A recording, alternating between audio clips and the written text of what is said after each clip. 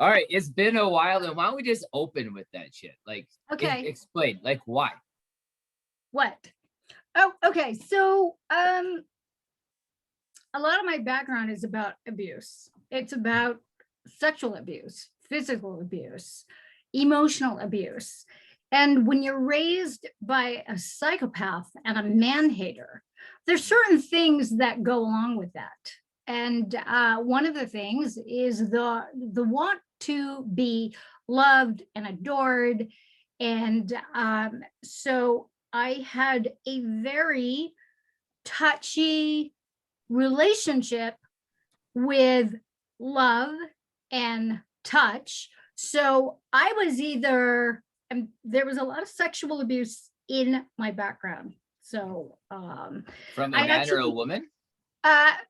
All of them. All of so them? I had a cousin confess to me. I guess he had come to moments in his life where he was having come to Jesus moments, basically, and needed to come clean. He was getting his ass sober. And he confessed to me that when I was a baby, he would come over in my room on my crib and jerk off on my face. What? You heard it. You heard it. And I can kind of giggle about this, but when you start thinking about it, it's pretty disgusting. So I think because it doesn't seem real. Like, it's one of those things that's so shocking. I don't think our first reaction is to accept that that's real. Yeah. And when he told me about it, I was completely stunned. And I was in my 20s at the time. And I was working through a lot of my stuff. So I'm just kind of like, and then what was happening is that I started having all these memories. And of course, I grew up in the 70s. And it was free for all sex, free love, free sex, drugs, and rock and roll, hallucinogenics, all that kind of stuff, polyamory things. I mean, just crazy, crazy shit like that. And I just figured, well, I guess this is just kind of how it is. And when I was growing up, I didn't really question it. I wasn't into it, but every relationship I was in, both my marriages, open relationships, they wanted to do what they wanted to do. Not that it was my choice, but I just kind of like fell into it and accepted it, that this was just kind of the norm because of the era that I grew up in with, the 60s and 70s and, all of that, sex, drugs, and rock and roll. And when I lived in Marin County back in the day, I remember being invited to a neighbor's party and they had a fucking trapeze in the middle of their living room that was hanging down from the top floor. I mean, you can't make this shit up. I was saying that's so fucking awesome. I'm like, I want a trapeze in my house. Yeah. Fuck a chandelier over it's a sex trapeze, though. You know what I mean? You walk in there, everybody's in a fucking pile. And of course, I come from California. So there is a self-proclaimed awakened tantric master on every fucking street corner. Okay. So it's a part of the course. So for me, though, getting back to what I was endeavoring to share in terms of the touchy subject of being touched, I was either being punched or slapped or beaten up or groped or yelled at or being put down. So you grow up in that, and until you have that moment where you sort of wake yourself up to the shit show that you're in, you just kind of like go along with it. And I left my body quite a lot. So by the time I had divorced my second husband, which was in the 90s, I was done. I was so done. And I'd gone through a period of celibacy with him because I was just really done. This was a person that couldn't make up his mind whether he was gay, bi, or straight. And we were in the middle of an AIDS epidemic. And people can argue the point, there was no such thing, whatever. Okay. I worked hospice. I saw the horror of what was going on. So anybody wants to get in my face that it never happened, you know, go away, because I saw it. And you just get to a point where you're just kind of like sick of it.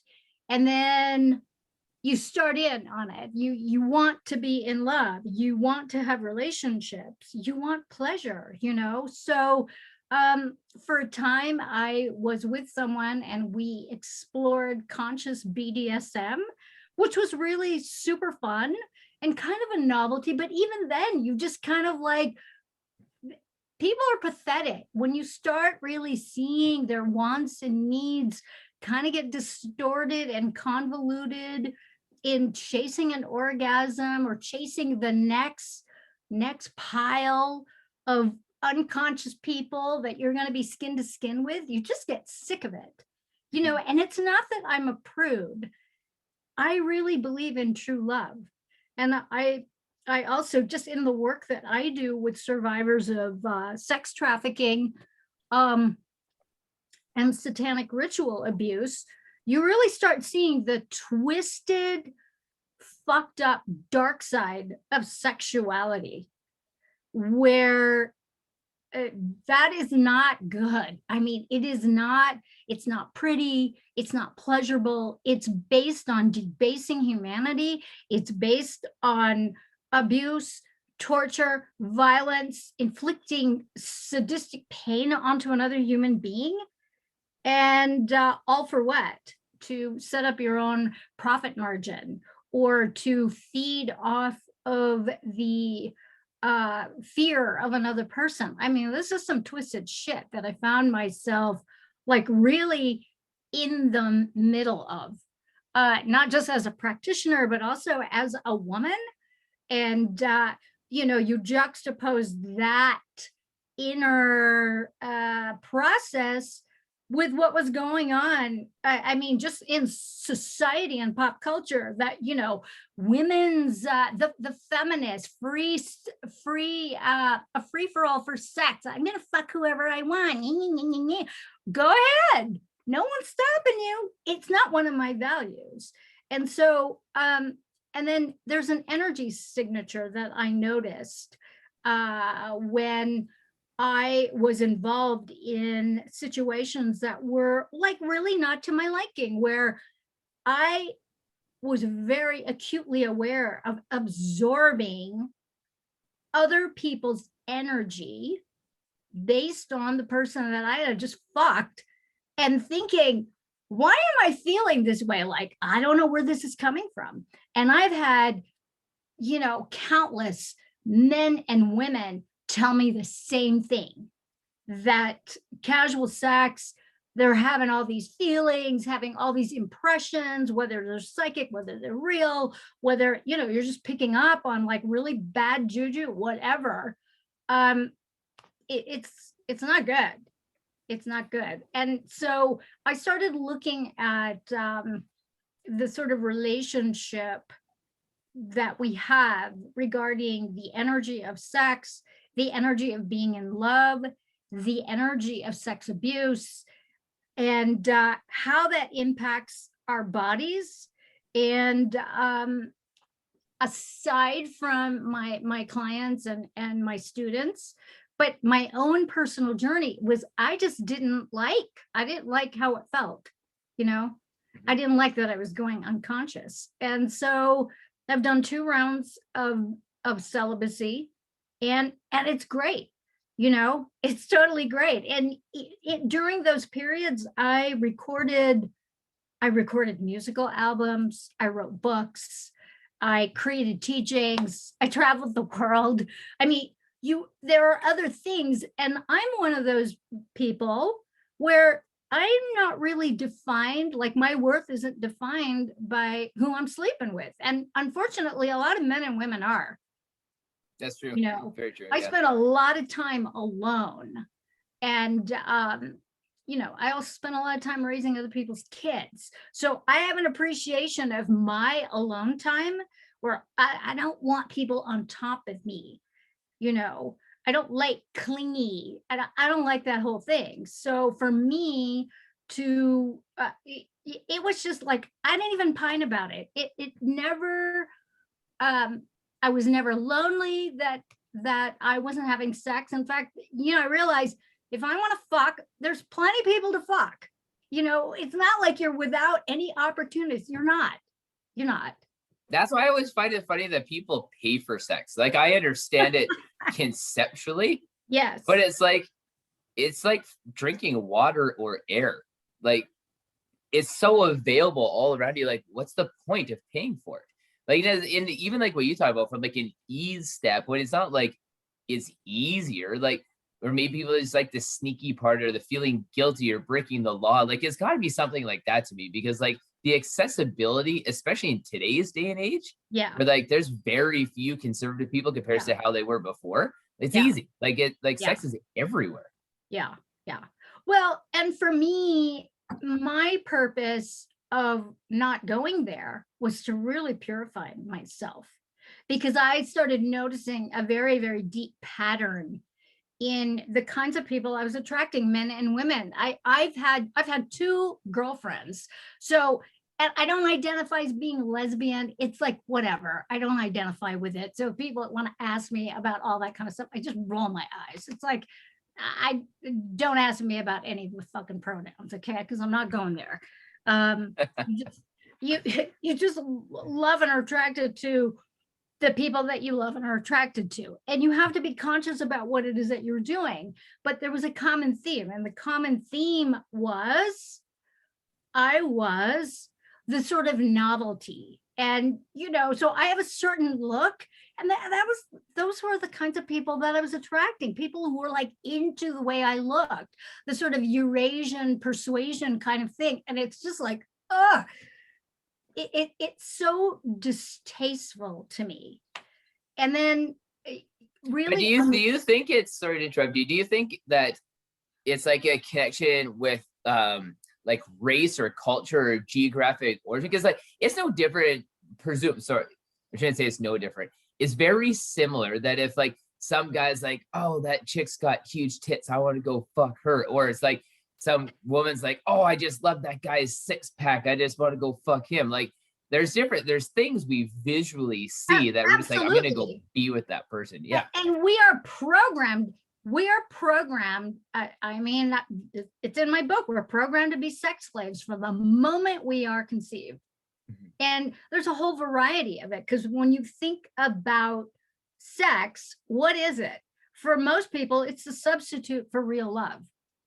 Mm-hmm. It really is. It's been fucked up and hijacked in the Matrix.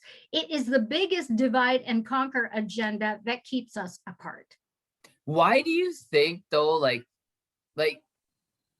sex goes to a dark place no matter what century we are in, or like what culture you're in, or like what context of this planet, this earth, this energy they're in? It always ends up going to a dark place. And if you look at porn 10 years ago, 15 years ago, compared to the shit that's mainstream today, like not even going out of your way, but like I always say, like I talk about this with my friends and clients all the time, like, moms of boys, or, like dads that have boys, and it's like, they're watching porn where like this chick like is getting these like gagging blowjobs, and she's just like choking and spitting and throwing up like all over this guy's dick and shit. And it's like, when they watch, like, why is that normal now? Like, well, like, it really is a depraved society. And for me, I want none of it. I mean, I've had these experiences, and I haven't been with that many people, but some of the really fucked up experiences that I have, I'm just like going, okay, all right, that's enough. And it gets to like the edge. Now, I'm not defending anything, and I'm not poo-pooing anything. It's like, you got to do what you got to do. What's right for me is wrong for anybody else, whatever. But in my explorations of, say, like taking it to the edge, and when I say taking it to the edge, there are sacred tantric practices where you go into situations that are pretty dark and you do them with an awareness, where you're awake and you are like really testing out the sort of edges of your perception, the edges of, you know, what gets you off, what turns, or the stuff that repulses you and turns you on. And you go there, but it has to be done with consciousness, and it has to be done with folks where there is a lot of trust. And I'm thinking in particular of the man that I was with, where we explored a lot of very interesting things. And he was basically a really, really good person. But as I got to know him, and we were in a relationship together, I just started noticing this very dark seed of hatred toward women. Like it wasn't blatant, but as we got to know each other, and it was a course of a little over a year, I started noticing, you know what? He's going to take this to the edge. And that's what he was doing with me, is that we were going further and further and further into this really fucked up place. And I was going along with it. And then I snapped. There was a poignant moment where, and we had a safe word, and it was going way, way, way too far. There was a handgun that was involved in this. And and that was crazy. What? I'm telling you, and that was God. it. That was it. It's like, okay, it's over. It's over, you know. And this is the thing, Wow. is that I was in my 30s at that point, just taking it to the edge and taking it to the edge. And I just woke up and I just said, you know what? I'm fucking done with this shit. I don't want to be treated like this. I don't need to go there. All right. Tried it out, been there, done that. I'm done. I want true love. I want to be monogamous. This is my thing. I'm into monogamy. You want to fuck your brains out and fuck everybody that walks, go for it. Go for it. But there are consequences. So you're sacrificing depth for variety. I want depth. And in what I teach in terms of, conscious sexuality, conscious man, conscious woman, if you are going to be sexual with someone and they are unconscious, you are going to have that unconsciousness dumped into your body. And, and that is, it's definitive. There's a reason why there are lots of cancers: prostate cancer, testicular cancer, vaginal cancer, ovarian cancer, uterine cancer, on and on, cervical cancer, throat cancer. The epithelial cells in the back of a woman's throat are the same cells at the top of the vagina by the cervix. How is that? Yeah, no doubt. You can't make this up. So whether, it's just, the process that I've gone through in these 2 bouts were so powerful for me. How long were they? One was 7 years and one was 9 years. God damn, that's a long ass time. Yeah. Well, it seems that way. It seems that way, but in the scheme of things, just in terms of, I'm a very busy person. I am very focused in my work and very focused in my creativity. And sexuality is associated with the second chakra. And second chakra is all about creativity. It's also about being in the body, being in the senses. It's about sensuality. Sensuality and sexuality are like 2 different things. They're not the same thing. It's also about abundance and prosperity. So a lot of it just seems to me that folks who are like really kind of avoidant of like really looking at the possibility of just taking a break so that you know what you're up to and you know what you're not up to. I'd had enough. It's like my last bout, it's like if the person's not conscious, man or woman, whatever, I'd rather be on my own. And if that means I never have sex again for the rest of my life, so be it. You know, I'm okay with that. I like myself. Where did you meet the guy that you had sex with when you came out of this round of celibacy? Because you posted about it. Like that's guess like how this whole topic of conversation came up in the first place. Well, it's funny because we've always been in each other's sphere throughout. We didn't know each other, and it was a so-called mutual friend who unwittingly just kind of put us in front of each other. And it was very slow, very, very, very slow. You know, I'm a skeptic. So it's like, yeah, okay, you know, I'm going to get to know someone. I'm not the kind of person that's going to like, it's on and let's go. No, it's just not that way. And so we just celebrated a year together. So that's awesome.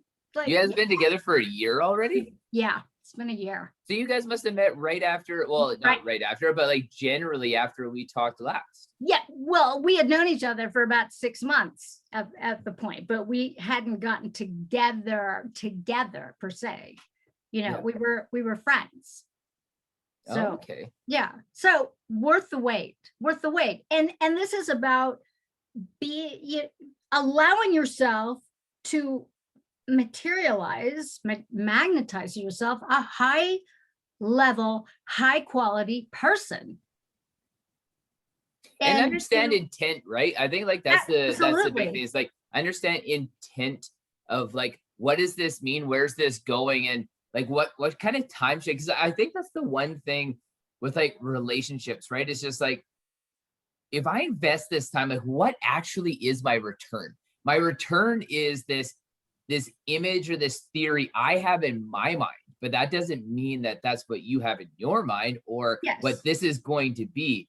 And it's such a gamble because you don't know, like there's so much time in life that needs to go by before you have any idea how close these two people are going to be versus just what your singular concept of what a relationship is. Right.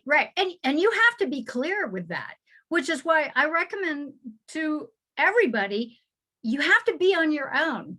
You have to be able to face yourself, face your longing, face your pining, face feeling insecure because, oh, I don't have anybody, nobody wants to fuck me. It's like, oh, it's fucking for real. Stop.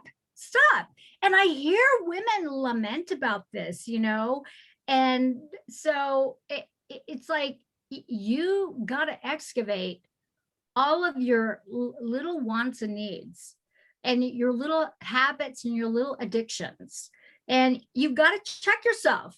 And men have to do this too, because men are just as insecure. And I used to lead a men's group, and they were all going through this sort of detox thing. And it's funny because I did not start this group. I took it over because the person that was leading the group decided that he didn't want to do it. And he was a man. So I stepped in because I was the only one available for the time slot. So I'm like, funny. Okay, well, let's see how this goes. So we had an agreement, and they're all trying to get off porn and all of that kind of stuff. That if they don't you think that's like sticking like an alcoholic in a liquor store saying, let's figure out how like we're going to get past this alcohol addiction? Well, so there was an accountability thing. So what we did was we set up a cookie jar. And if anybody slipped up and watched porn, and it was high stakes. So $20 in the thing. And no one was supposed to, I didn't get to look at it, you know, and I think we had maybe, I don't know, I think it was like half a year or something like that. It was pretty intense because a lot of these men, what I remember about the commonality is that they were feeling discarded, neglected, unappreciated. Their lives, and most of them were married and with children, and some were working, some weren't, but it was mostly this feeling of feeling emasculated by the world. And so, or feeling overwhelmed by the world, where you felt helpless.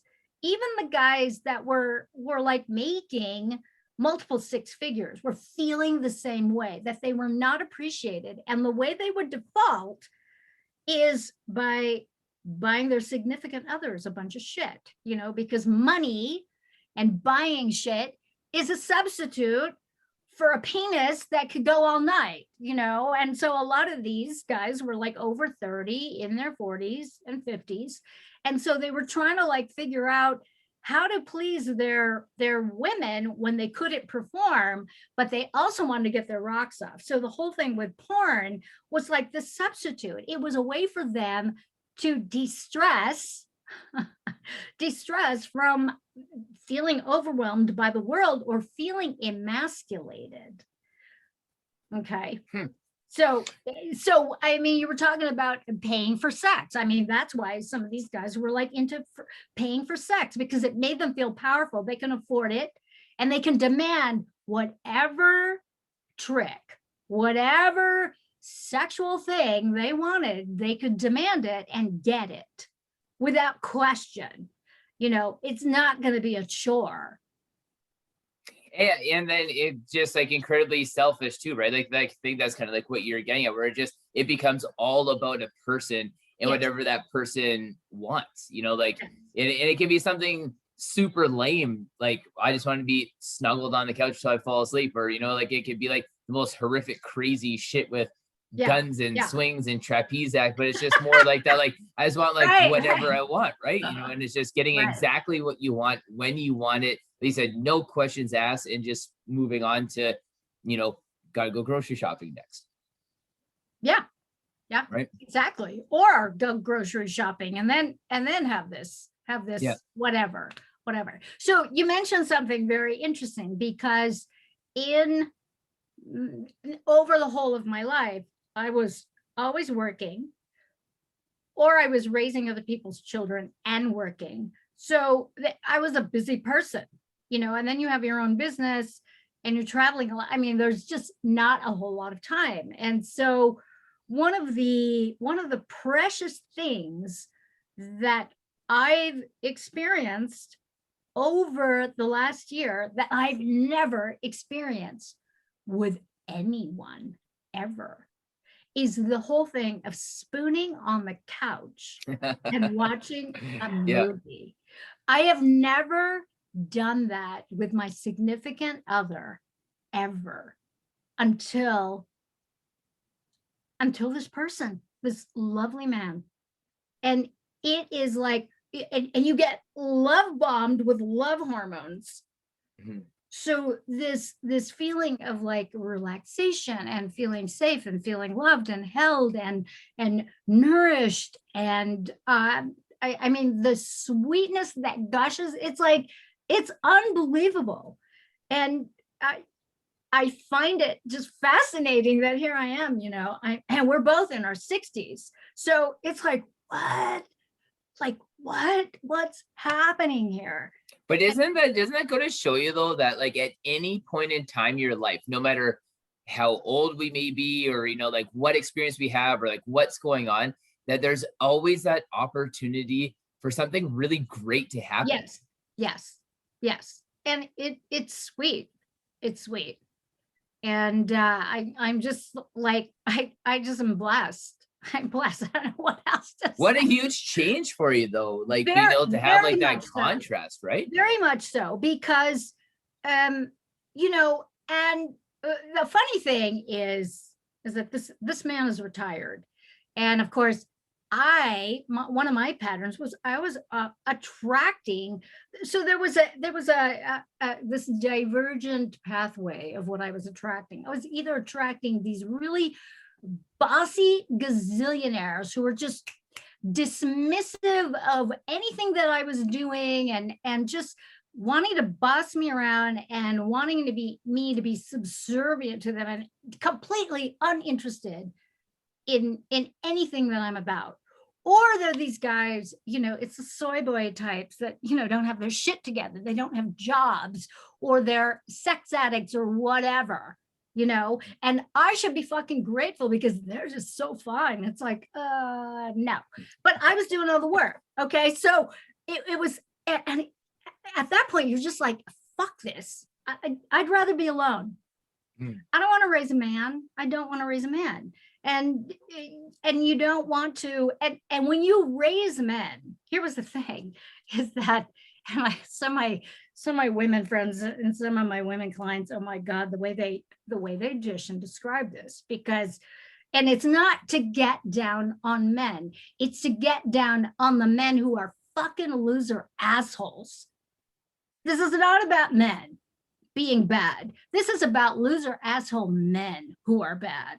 And they're loser asshole women who do the same fucking thing, where they're just not interested. They're not interested in love. They're interested in being served and how they can get a free ride. But why is that so much more acceptable? You know what I mean? It's like, everybody knows what a gold digger is, and that's all you're really describing. It's like allegedly, and I always find the ironic part is like, most of these women aren't even good looking. They're like that super fake, lips done, big boobs, tiny waist, just because like, what's the epitome of like gross to me? Like, I'm not attracted to that woman at all. But then she's with like this 80-year-old guy that has fucking cobwebs and dust all over his dick. But she just is like, has this, like Visa Black or Amex Black card that she just gets spent. But like, it's so socially acceptable. Yeah, and when other people see that guy walk into that room with her, it's a very low vibrational relationship. And on my YouTube channel, I'm doing a 13-part series on relationships, the 4 levels of relationship from unconscious to conscious. And so that level 1 and level 2 relationship of role playing, the bimbo with the the hot executive, or the guy that has tons of money, whatever, and it's like, I just roll my eyes because I see this stuff and it's ridiculous. And they're both playing a role. And as long as you play your part, everything is sort of hunky-dory, but it really isn't. But isn't that the perfect window? Sorry, isn't it the perfect window though to see like how like mentally and emotionally corrupt like our world is? Where like that's the window. Like that's like it's almost like a window of what success means. Like, I'm this guy, I got this role, or I make this money, or I own this company. Now I got this fake ass chick with me, and it's like my life's complete, but it's like exactly how it's shallow role playing. It's role playing, and this is it's the delusion. And then on the 3rd level, it's the snarling truth. Well, I did the dishes last week, you're doing them this week, and it's like, and that's kind of like part of the sort of new age bullshit version of relationships, where everybody gets to be whatever they want, how they want it, and it's all about negotiation. And the main thing about the 3rd level is that there's a back door. You don't like it? Guess what? You can get the fuck out and leave. See, and like this, and like what you're describing, yeah, and what you're describing too is like, I think is one of the biggest voids that like we have as people, like as collective communities, especially you see it in relationships now. There's actually no need to be with somebody. You've described that, where it's like, we don't have a need. Like 100 years ago, there was an absolute need to be with another human being, just to be able to survive and like live a life, like and make a life with somebody. But now, like, you don't need it. You see it like with like women be like, oh, I want to be a strong, independent woman. It's like, that's fine. That's great. But it's also adding another brick in the wall of being like, we don't need anybody, and like projecting that image out. But like human beings, we do need each other. Like, I need people in my life, and like I need a community of people around my life. And like we are designed to be that way. Like, I'm supposed to be the one that like, goes out and gets the firewood and brings it back to the tribe, and somebody else is supposed to be the one that like watches it. Like, we all had our part. And that's why they say people in 3rd world countries typically are a lot happier than what we are in Western cultures, because everybody has a role in a family, everybody has a role in a community. And that's your purpose every day. And everybody relies on it, and it makes the Right. whole unit more successful. And Yeah. we used to be like that in relationships, and we're not anymore, because everybody's like, fuck this, I can do it on my own. And you can. It's like, hire a nanny. You have like women who want to Yeah. have children on their own now, and like not even having Yeah. like Yeah. like we've kind of excluded the thought process and the connection with like the feeling like we need people in our life. And like I said, this goes so far past relationships and sex and everything. It's just the need that we have, and we have great fulfillment. It's like when they even say what it does to us when we get a hug from somebody, when it just lasts that extra little bit, Yeah. you know, you get past like Yeah. that 10 or 15 and seconds. I'm a hugger. So the whole thing with this 7 anoints and shit show, you know. Yeah. I'm hugging everybody. I don't care, you know. Well, and those are the things. So like that's been a big topic of discussion, right? It's like, what is this all doing to us with all this COVID bullshit?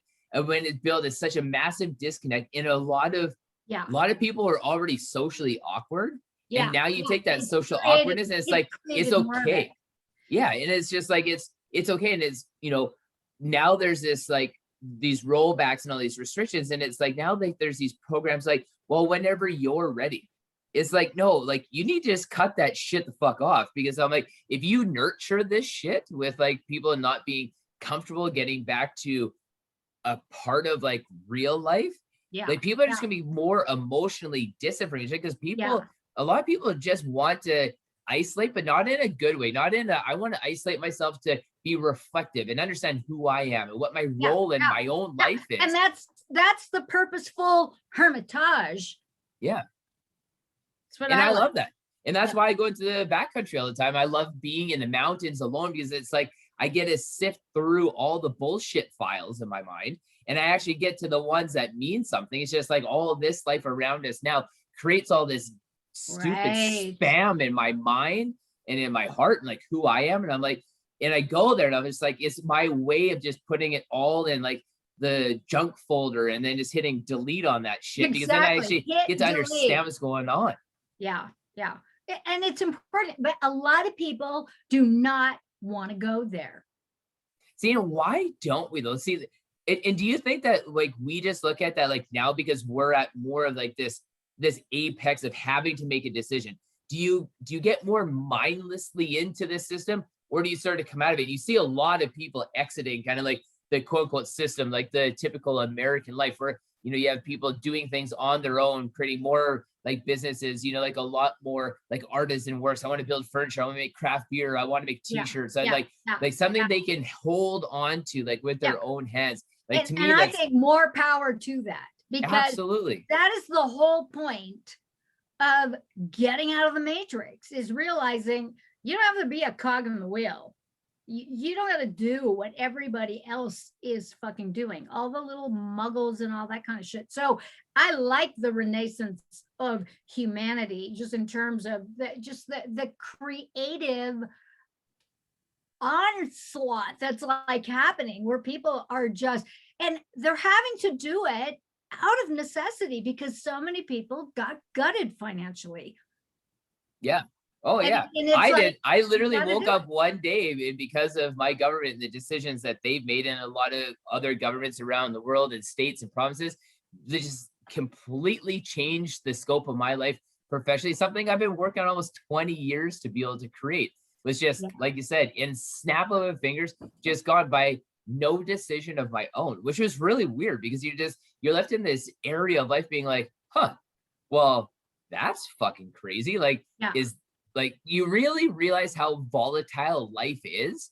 And then you realize you're just like, okay, well, is that where we're at now? Where like, I feel like I have control over my life, but I actually really don't. Yeah. Yeah. You know, living in the world that we live in today, you know, like, and again, like, that's why I love to be able to exit all of this and go back. It's like, if my fire's dying down, I have to get more wood. I get more wood. My fire is better. Life is good. You know, like there's just, I love the simplicity of that, and like the immediate reward structure that you get from it as a person, because I think it taps into all those reasons why people are, you know, making this big fundamental shift now. And it's so nice to see, because every time I hear or I see like another little business pop up, or I see another artisan shop or another farmer's market or another something that seems really wholesome, I'm like, that person's done some reflecting. That person Yeah. has gone Yeah. out and they understand, they've sifted through all the Yeah. bullshit files, they've deleted the junk, and they're just like, this is Yeah. who I want to be. It's a This is what I am. conscious, they're living consciously. They're living on their own terms, which is so important, because most people are just kind of believing everything that they see on CNN. I mean, I can't believe people are still watching that crap. It's like, stop it, God. Yeah. Well, and even like what we're going Step through. away from the vehicle, you know, it's like, move along, move along. Yeah, and even like what we're going through in Canada right now, and like that's like why I've chose not to participate in this whole Canada Day birthday celebration thing. It's like our federal government, like using our tax dollars, fundamentally like hired the Catholic Church to build these residential schools, and now they're finding hundreds of dead bodies of these children in the backyards and playgrounds where these other kids were playing. It's fucked up. Fucking gross. Fucked up. It's so fucking gross. And I always say, like, to me, I'm like, what would the Sikh community feel if I went and, you know, or if I was a government or an institution like the Catholic Church and I said, I'm going to beat the Sikh out of you. Being a Sikh is dirty. It's not a way to think. Your culture's gross. Like, there'd be a massive, or if I did that to a Buddhist, or if I did that to a Muslim, or if I did that to a Hindu, well, if I did it to a and Christian. in truth, this kind of shit is not unusual. It's happened all over the world throughout time immemorial. And it's like, but the fact that we have access to media that is now going to, like, you know, put this all out there for those who are ready to see the reality, you know, I mean, it's not unusual. And that's why I know for myself, back in the 90s and into the 2000s, when I was like touring rape camps, sex camps, I'm just like, I was fucked up. I'm like, oh my God, wow. It's heartbreaking. It's heartbreaking that humans, well, I don't even think they're humans. They're not, obviously, they're not humans. They're lower vibrational entities that are in human bodies, for a lack of a better way to describe it. Yeah, you know, and it goes back to that whole, like, not even like we referenced it to like sex before, but it's like, I think it's just in general, like, why is there a substantial amount of human beings that are willing to go so dark?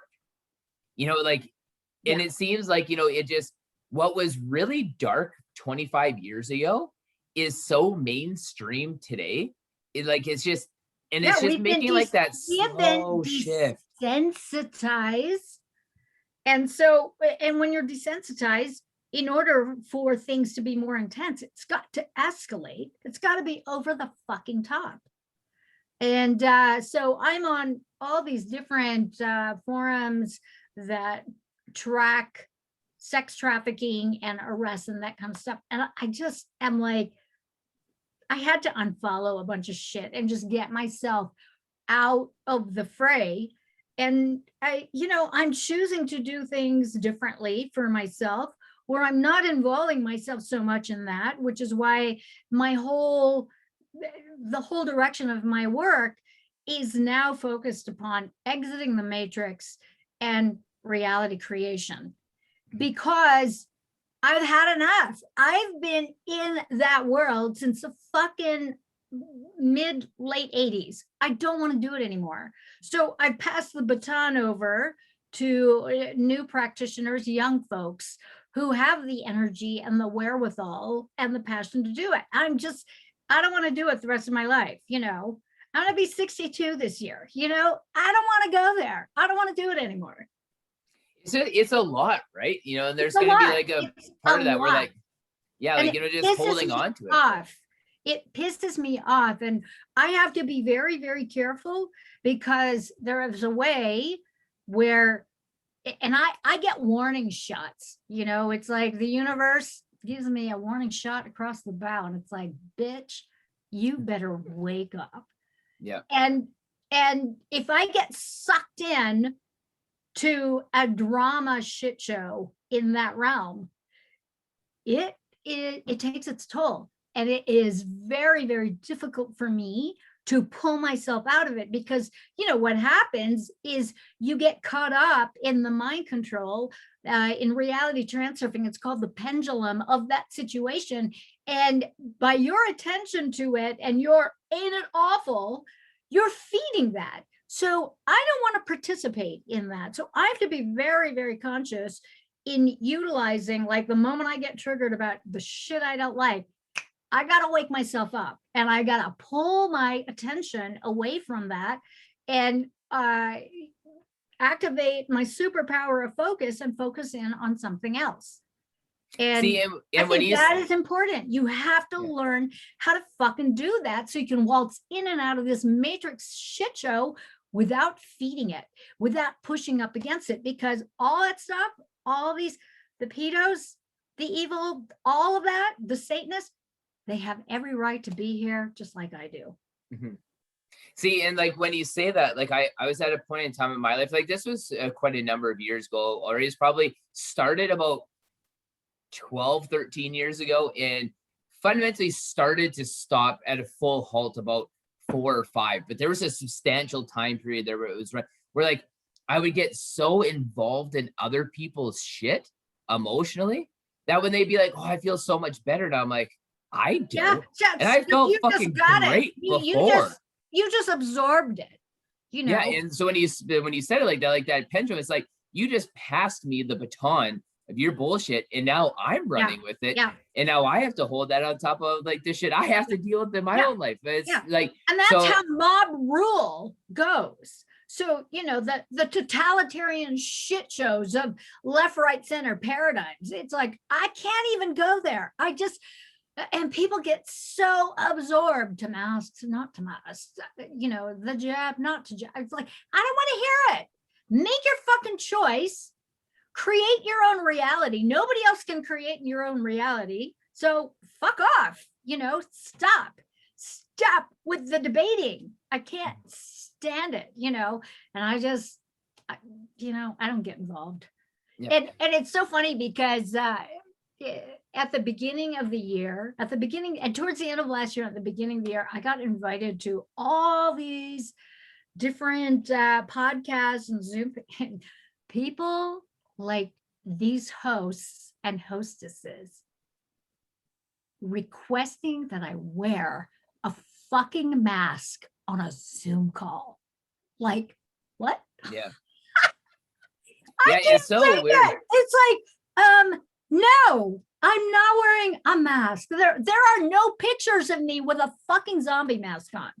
Not gonna do it. And those are the same people that I see walking down the street by themselves with a mask on. I've seen fucking people riding on a motorbike with a full face shield helmet with a mask on. People driving in convertibles alone with a mask on, in a car with the windows rolled down by themselves with the mask on.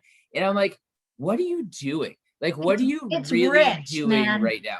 You know, and it's like, you are not even doing it for the right reasons. And not even that mad. Like I'm on this side of like the masks are just this visual representation of virtual signaling. They're so fucking useless and pointless. Like some guy hit my car yesterday and he wrote, "I'm sorry I hit your car, but you parked like an asshole," on the inside of a fucking used mask and put it on my windshield.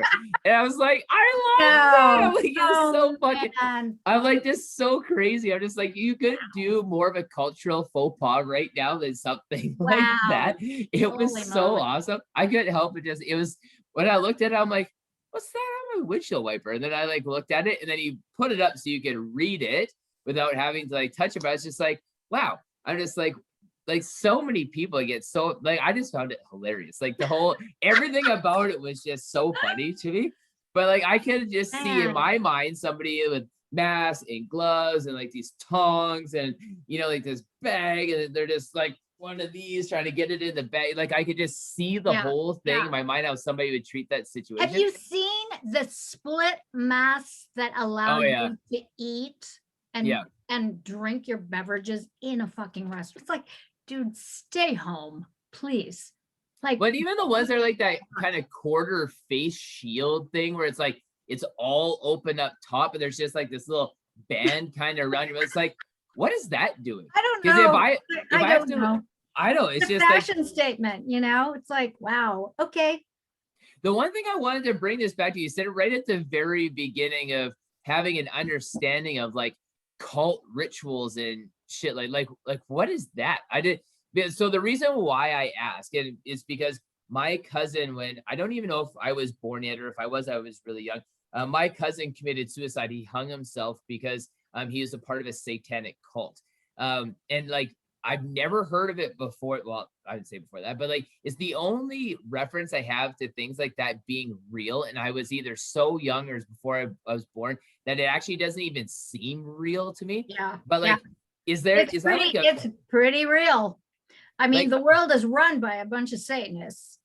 The leader of the satanic cabal that runs the world, and when I say the world, I'm talking about all governments and all, you know, just the shit show that mandates who and what people should be, and mostly slaves for them. But it's very real. And I know when I began immersing myself in that reality, and it became more sort of in the forefront that, wow, this shit is real. I mean, I had Satanists that lived down the street from my childhood home. And, you know, there was a rumor about it. I wanted to fucking go there. You know, I wanted to ask them questions like, really? Like, really, really, really? And then further just reading history, because this is nothing new. I mean, the blood ritual sacrifices, nothing new. It's been happening. I mean, look historically at any of the elites who are in charge. There's all kinds of blood ritual shit that they do, all kinds. So it's not unusual. And the suicide programs are all part of the programming and the mind control. Is that, you know, a lot of these people, they get away with it right out in the open because of the sort of understanding of secrecy, secret societies, all that kind of crap. And these rabbit holes are pretty horrific to go down. What is some of the most crazy shit you've seen or come across? So one of the first cases that I came across was, and it was my very first sort of interface with someone asking me for help.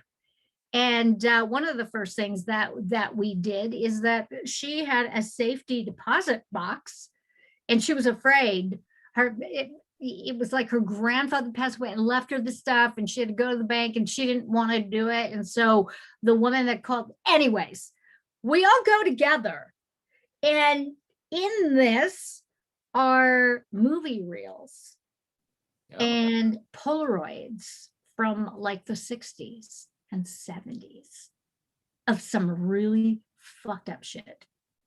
Wow, and she had no memory of any of this, other than here she is. She's a little kid. She was in it. Oh yeah, she was in it. She was in it. What? Yeah. That's super dark. That was kind of like my first thing. And then of course it ties into movies that I had seen. Rosemary's Baby. Okay. The Exorcist. And you think like that Exorcist, when it came out, that movie was so gross. It's based on a true story. It's based on a true story. Yeah, and like when it came out though, but it was so like people were throwing up in movie theaters, running out crying. That's again, it goes to show you how desensitized we are today. It was, I watched that movie. I played hooky from school, you know. We ditched school to watch this. We ended up taking Bart over the ferry or whatever. I can't remember exactly how it was. And it was raining. And there was, we were on a cable car. There was an accident with the cable car trying to get to the theater. It was at the North Point Theater in San Francisco. I mean, it was just like, it was a freak show. It was a freak show because the power of and all the drama associated with the movie, you know, the power of that, whether it's the power of suggestion or, you know, this sort of collectivism, dark energy, because what it did is it tapped into our collective instinctual centers about the things that go bump in the night. And of course, you know, you're dealing with religion, you're dealing with demons, you're dealing with all kinds of really, really dark stuff that we as humans we mostly avoid it. So it just sits there and pushes buttons. And yet there's the juxtaposition of the soundtrack of Mike Oldfield, Tubular Bells.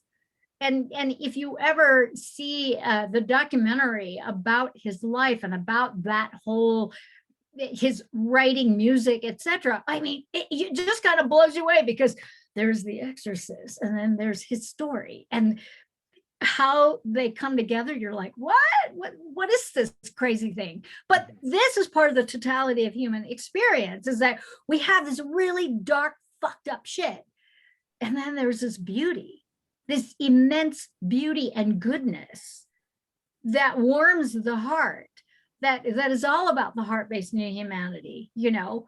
And it's just this wide array of experience, and labeling it anything you want, which is what we do. We can't help it. Why do you think like the more like evil side or the dark side of life, or just the unmoral, unethical side of life, why does that continually prevail? Like it just seems like it does. Like it seems like it's just always on this highlight reel of like there's just some other, you know, like you know, abuse of power. There's another way of like wiping out another civilization. There's another way of these rituals. There's another way to be able to control people. You know, like there's another, you know, like ideology that people have to follow that makes, you know, outsiders wrong. You know, like. Well, I think it's by design. I think it's by design. And what it does is that it breeds hopelessness. It breeds more enslavement, because people don't know any better. And they will fall into it and feed into it by their own fear or by their own pushing up against it and smacking up against it and wanting to fight for the right to be sovereign and all this fucking shit. It's like, you know what? Just fucking back off. Know it's all there. Create your own reality. That's what you have to do. You cannot bump up against the shit you don't like. I've done it. I've gotten my shit wrecked doing it, you know. I'm not going to do it anymore, you know. And it's funny because you think you're doing it consciously by, you know, shedding the light on all this stuff, and you realize sooner or later, wow, I just fed that even more. I fed even more. Yeah. Why do you think that, or has it always been? Actually, no, I can't even honestly say that I think that people never were such sheep, such followers before. And if human beings were designed to be like that, and evolution, you know, brought it around that like people are just followers, we would have died as a species a long time ago, because like we would have never have been able to survive if there were so many blind followers that just blind trust and faith that things are going to be better one day, or I put all my blind trust and faith into this organization. Like we had to have accountability. Like you had to have immediate accountability for yourself. If you were hungry, you have to go find something to eat. If you were cold, you needed to make clothes. If you needed a place to stay that was warm, you had to build a shelter. But like that's not life these days. Like we are so soft as people, and it like we are creating a species that is not designed to survive outside of like crutches and wheelchairs and systems and operations. It's like, why do we so willingly and easily give up to that? You know, versus why does it? People are lazy. People are lazy. They don't want to take responsibility. You know, I mean, when you think about people's addiction to gooberment, right? Mommy and daddy taking care of me. It's another version of it, you know, and they would rather like talking to and I want to be very, very careful because the welfare system in America is designed such that they want to keep you there. And you know, when they make these stipulations that don't have a man living with you, all these children are worth blah blah blah blah blah. I mean, it's an incentive. It's an incentive to keep doing the same stupid fucking shit. Knock out children that you can't afford to have so they can be on the dole. I mean, it's like mind-boggling, but people would rather do that than to fucking bust a move and learn how to create their own reality. And that's what it is. It's just, it's lazy. It's mind control. It's just, but how did we do that so quick? Like, it really is just, when you look at it, maybe 2 generations, you know, between, you know, like people in their maybe 60s and 70s and below. Like, you're talking like just all that. Because, you know, like people like 70, 80 and above, like they still have this, like, this entrenched idea, like, we need to get shit done. Like, this is my life. Like, I need to forge this ground. Like, I'm only going to have what I have because I've built this. Yeah. But, you know, like, it just, how in 60 or 70 years, when we've been around on this planet for tens of thousands, hundreds of thousands, whatever you want to believe our preceding date is, how the fuck did we pull that? Like, isn't it on one side of it amazing? Like, it's just like, wow, look at like how much we changed. But it's like, on the other side, it's like, ooh, but that wasn't really for the good. Like, we could have went the other way.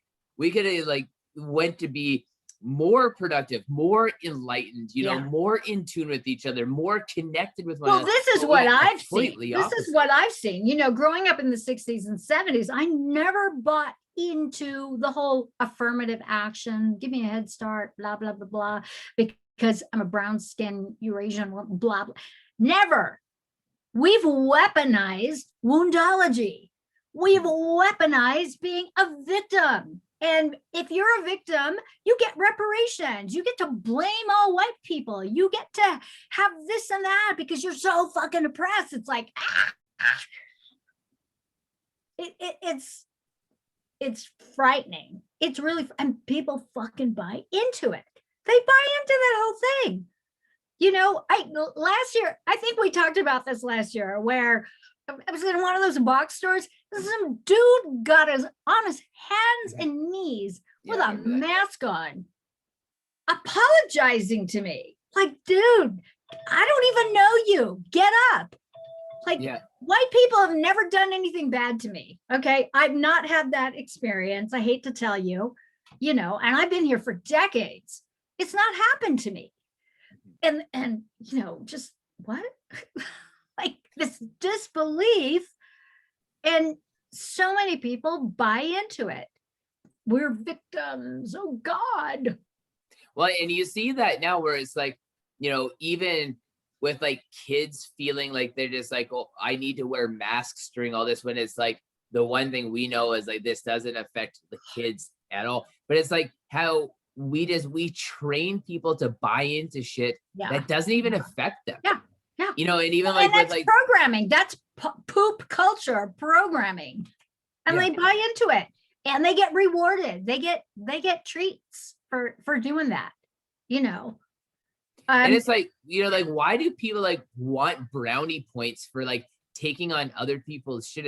It's like, that's what, like, it keeps that hamster wheel running. Yeah, of like, now I'm going to be the one virtue signaling and be like, no, I'm going to be your voice. And it's like, well, no, but like sometimes, well, actually, I'm not going to say sometimes. There gets to always be a point where we kind of just need to let sleeping dogs lie. You know, like, step away from the vehicle, move along. Yeah. You know, but like, wait, why do we say that that's okay in some environments, not in others? Like, what they always say in a relationship, well, you can't harbor shit in a relationship or your relationship's going to go bad. You know, you can't get caught up in the petty things. Like, but that's what we're doing in life. But we expect life to be successful. Yeah, exactly. Well, and then the entitlement too. You know, the equality of opportunity equals the equality of outcome. Bullshit. Fuck off. You know, I just don't buy into that. I don't believe in, you know, rewarding people for being lame. I'm sorry. It just doesn't work for me. Good See, job. and Good this- job and- being lame. Yeah, and see, and like this is my 2 cents with that exact concept, is that there's not a lot, sorry, in contrast. There's people, men or women, just call it, there's humans that have gone from that demographic and become a major fucking success in every category imaginable, like whether it be sports or business or education, philosophy, like anything you want. So when you say things like that, it takes away from the accomplishment of every single one of those people. It was like, today is enough. Today is when I stand. Today is that I'm going to change my life. And from that day forward, they did it. It takes everything away from them, you know, before they do it. And every time, and sorry to be so bad about this, every time a woman says, oh, you know, like I can't get it because I'm a woman, or like this and that, it's like you take away everything from all the women who are fucking killing it. Yeah. You know, like, how do you I'm not killing see it. that? I've been killing it for years. You know, it's like, I don't get it. I don't understand. But like, that's to me, though, it's like how does the means justify the ends? It's like, well, I'm gonna say, well, because, you know, like I grew up in like this demographic, this area. It's like, yes, sure, the cards might be fundamentally stacked against you, but like you also see that there's a formula for it because other people have done it. And it's like, and I know that a lot of people criticize this contrast, but you're gonna say, like, you have people who are born into poverty who don't have the opportunity that people who are born, you know, into a privileged lifestyle has. The one thing a privileged lifestyle is makes you a lazy piece of shit. So it's like there's factors that are affecting both people, but we only want to validate the people who are in the demographic of, you know, like of poverty, which is valid, it's great. The only thing is, when you're looking at simply, if you look at it as a business transaction, just the black and white, there's these two people who are starting off from a different deficit, or they're working themselves into a different rabbit hole, but it's still a fucking deficit and it's still a rabbit hole. It's like there's that piece in the middle where it's like, it's kind of like the sweet spot where it's like you don't really have too much and you're not really getting it given to you. So you learn how to be able to appreciate it, but you don't have to start 10 steps behind. You know, but like, even like for you, you know, like being a part of like sexual and physical abuse, you know, from a child. Yeah. Like what about all the people who use that as an excuse of why they never became anything versus somebody like you has led a successful life? Yeah. You know, well, so it's like, and my credo, and I remember hearing, I don't even remember where I heard it, but I would say to myself, I'm not going down. And if I'm going down swinging. You know, it's like I was feisty. And I think a lot of it was just me just getting really, really sick and tired of people's shit. And having the relationship that I had with nature, because nature was my refuge. I think that was like really, really helpful. So I escaped into nature and into the fairies and the devas. You know, I used to think I was a fairy, you know, and maybe I am, I don't know. But it was helpful. It was helpful to have this break from this literal shit show war zone that I was in constantly. And, you know, not believing a word.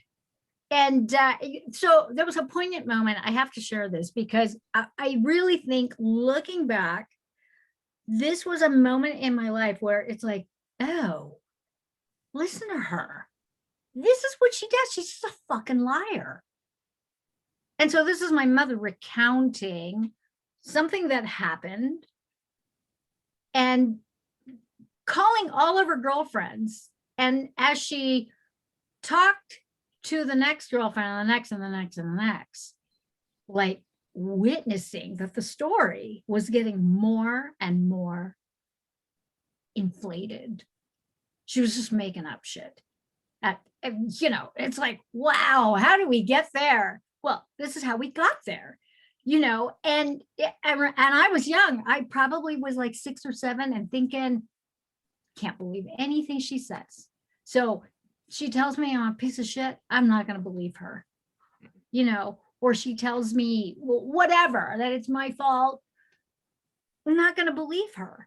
And so I was lucky in that sense because I connected the dots. You know, it's like, oh, okay, this is what's going on. A little bit of intuition. Attention.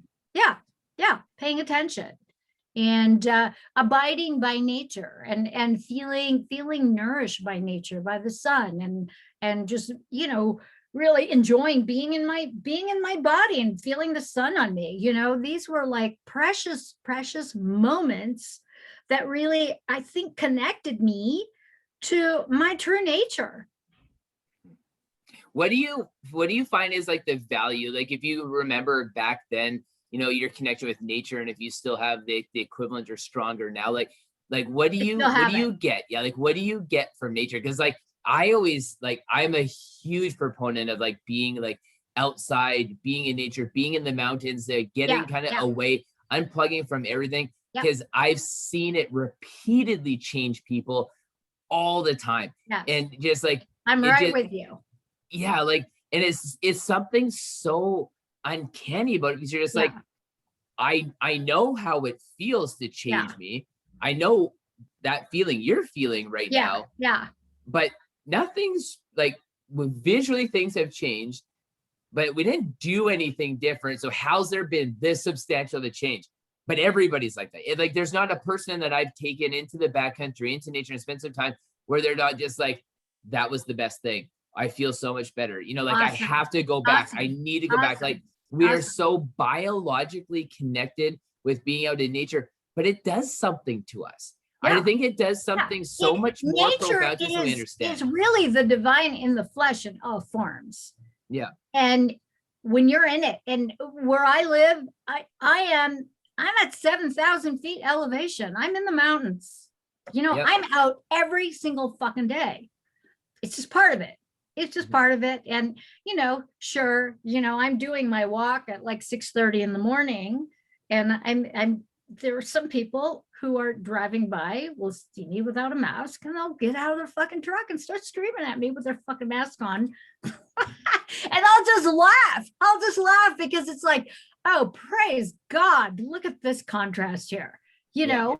And what it does is that it gives me a deeper appreciation for the environment that I am in. And so I have this fantastic relationship in my environment with nature. I've got packs of coyotes that are like, you know, they regard me, they know me, they know my smell. And I alone in the arroyos, and nobody fucks with me. Nothing fucks with me. There's a deep regard because they know that I'm paying attention. They know that I'm connected to the fabric of the totality of this experience and this immersion into their territory. It is their territory, and I'm claiming to be part of it. And it's just, I love it. I love it so much. And I love the desert. I love the high desert mountains. It is my thing. You know, and for some people, they like being on the Florida coast, hearing those waves crash and being at the mercy of, like, you know, hurricanes and that kind of shit, you know.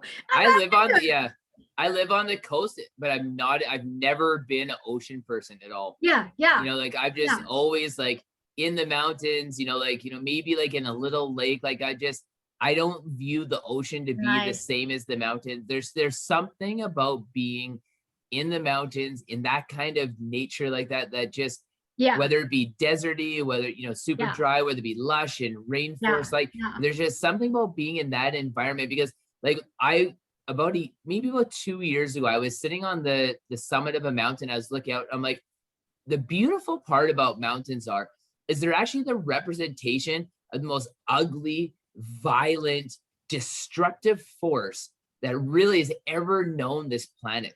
But given enough time, it is so refined and peaceful and beautiful and relaxing. And it's like, I was like, wow, like it just goes to show you, like, everything in biological life, including us, are going to go through this fucking turmoil.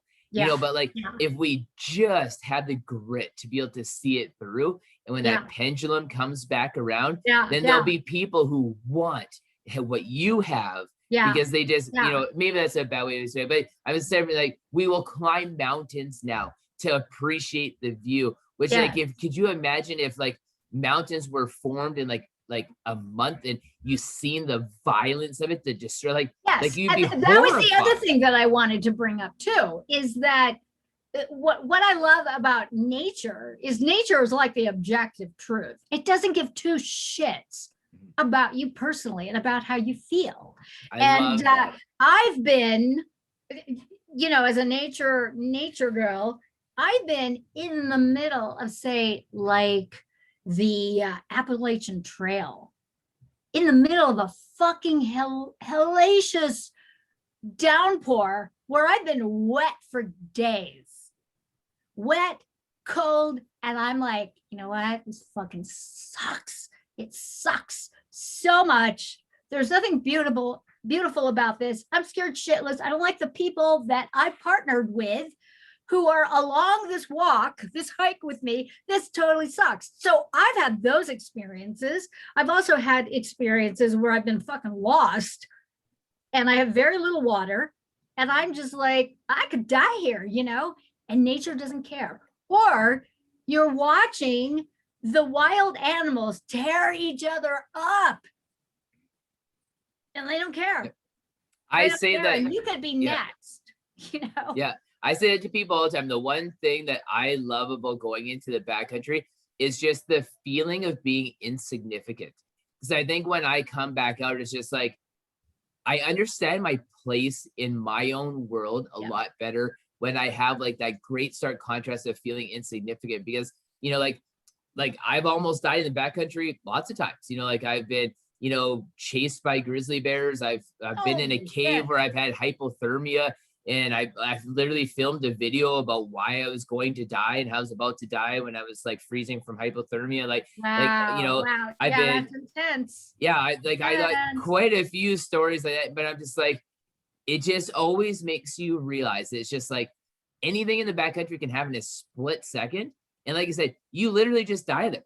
There's the only stuff that actually cares about you in that environment is the stuff that's going to slowly start to decompose you.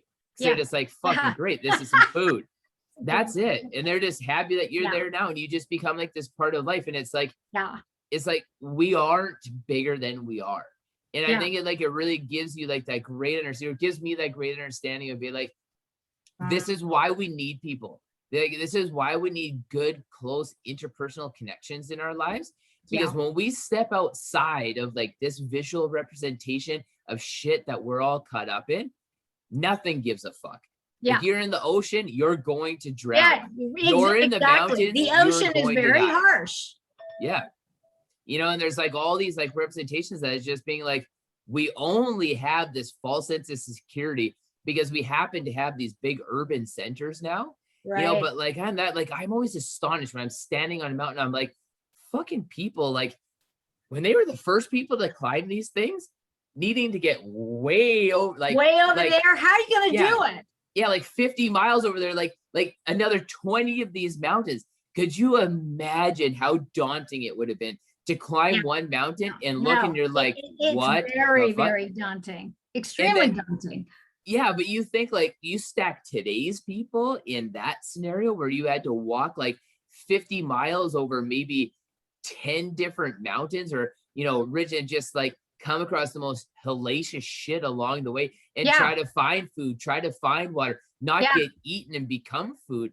It's like, you know, you take that caliber of human being like 150 years ago, which isn't that long ago. No, it's and you stack them to the weak ass bitches that are in today's world. It's like, fuck, you want to thin out a population fast. If we ever had to go back to anything that looked half of that, like there would be like a mass extinction of like human beings. No, it's very true. I mean, it's one of the reasons why I endeavor to keep fit and keep healthy. Like I'm just like, I'm a mean calorie burning machine, you know, just in terms of, you know, I don't lead a sedentary life. And, you know, so God. When and it's so funny because last year it's the zombie apocalypse. Didn't happen. You know?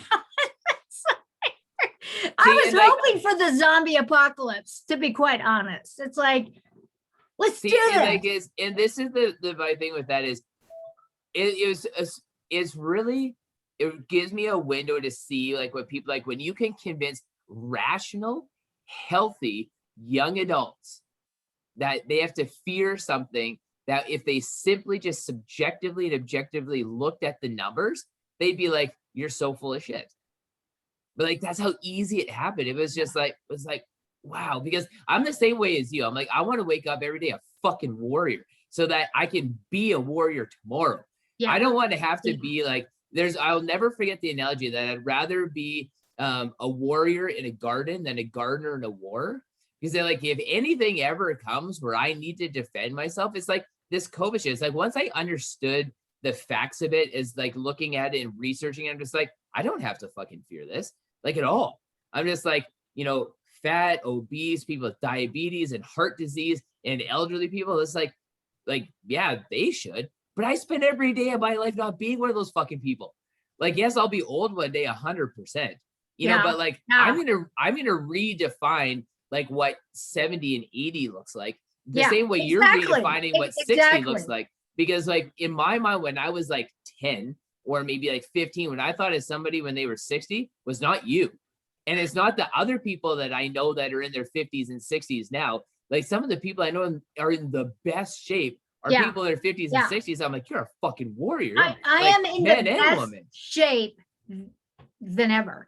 And I was always in really great shape, you know, and I can own that. I can fucking own it, you know, and people like, it looks so easy. Bullshit. It's not all that easy. I work at it, you know. I say the same thing to people. It's like, I get up at 4:30 every motherfucker. I know. Morning. I watch every your feed. Morning. I watch your fucking Instagram feed. I'm just like going, this is a stud, man. It's like, holy crap, you know. And I'm just like, you know, I feel kind of naughty because it's kind of like voyeuristic. I'm like, okay, let's see what Blake's up to, you know. I love the water thing. I love that ice water thing. You know, I was visiting family in Finland, and it's so funny. I knew she was up to something. And I don't know if I told you the story, but where we're like walking, and it's the winter, it's snowing, blah blah blah blah blah. And I'm in my full garb, and I know so here she is, you know, little Nana. She's like, she's up to shit. What does she do? She fucking pushes me. She pushes me in the giant pond with all my clothes, and it's fucking laughing her ass off, you know. And I'm like going, okay, yeah, I see it.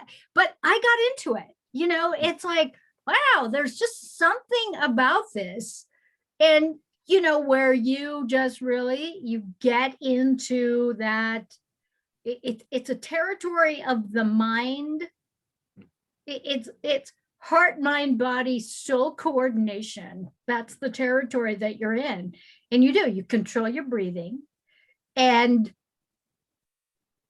it works, fucking works. And it's like enjoyable. And then of course we're into saunas. So, you know, and then the sauna happens. You know, it's great. And this to me is the same thing too, about like redefining what we've always been indoctrinated to believe. Like when I was growing through like my entire life about how you get hypothermia and how easy it is to get hypothermia. It's like, yes, because again, we're a bunch of soft fucking bitches. That's why we can get hypothermia so easy. Yeah. But I sit in water that's -3 or -3.5 for like 8 or 10 minutes every day, or I would call it 4 or 5 days a week. And like when I get out, I'm not even cold anymore.